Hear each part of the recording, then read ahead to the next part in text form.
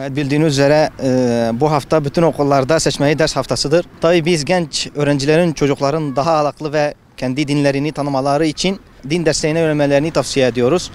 Tabii velilere ve öğretmenlere de büyük bir iş düşüyor.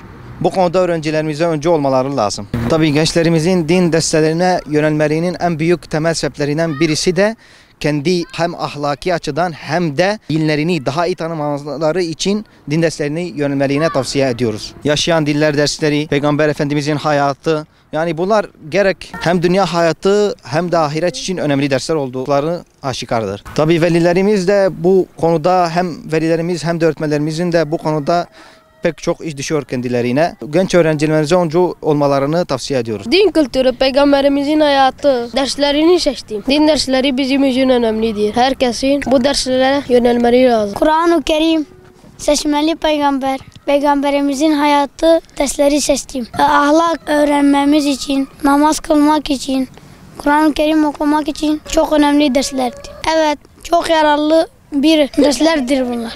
Dinimizi, ahlakımızı, Peygamberimizin hayatını öğreniyoruz. Herkesin öğrenmesini tavsiye ederim.